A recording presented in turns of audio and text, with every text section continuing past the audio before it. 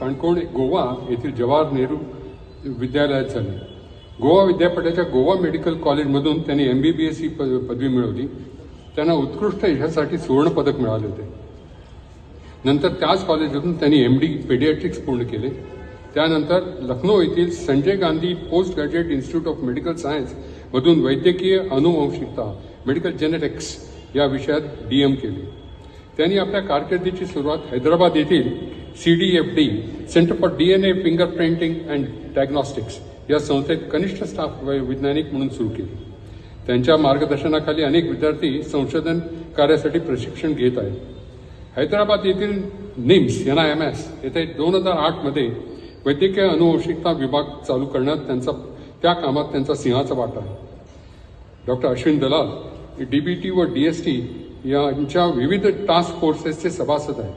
देशात व विदेशातील वेगवेगळ्या जर्नल्समध्ये त्यांचे 144हून अधिक जास्त पेपर्स प्रसिद्ध झाले. MBBS आणि MD पेडियाट्रिक्स या शिक्षण कामाच्या पुस्तकाकरता त्यांनी काही प्रकरणे लिहिलेली आहेत. मणिपाल येथील कस्तुरबा मेडिकल कॉलेजचे ते ॲडजंक्ट व्हिजिटिंग प्रोफेसर आहेत. ते society of Indian academy of medical जेनेटिक्सचे अध्यक्ष आहेत. डॉक्टर दलाल यांची mission program on paediatrics rare genetic disorder in the Indian population by the government of India या कामासाठी प्रमुख म्हणून निवड झालेली आहे. 2018 मध्ये CDFD संस्थेच्या चिकित्सा विभागात डॉक्टर दलाल यांच्या नेतृत्वाखाली टीमने दुर्मिळ रोग असलेल्या भारतीय रोगांमधील 2 व 3 जीन्स ओळखून काढले. 2019 मध्ये डॉक्टर दलाल आणि त्यांची टीम यांनी केलेल्या अभ्यासामुळे ADCY5 या जीनमध्ये म्युटेशन झालेले दिसून आले. त्यामुळे एका दुर्मिळ अनुवांशिक रोगासाठी यशस्वी उपचार पद्धती शोधून काढण्यास मदत झाली. CDFD सारख्या प्रतियश संस्थेत डॉक्टर दलाल यांचा असा हा यशस्वी प्रवास 15 वर्षांहून जास्त चालूच आहे आणि पुढे इथे चालू राहणार हे नक्कीच.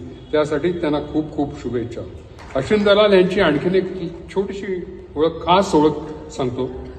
ते म्हणजे त्यांचे खास स्माईल, नेहमी स्मितहास्य. मला वाटते रिसर्च करताना एखादा प्रॉब्लेम आला तरी ते स्माईल करत असतील आणि त्यांना लगेच तो प्रॉब्लेम सॉल्व्हही होत असेल. डॉक्टर दलाल कीप स्माइलिंग. मी प्रमुख पाहुण्यांना विनंती करतो की त्यांनी डॉक्टर अश्विन दलाल यांचा सत्कार करावा.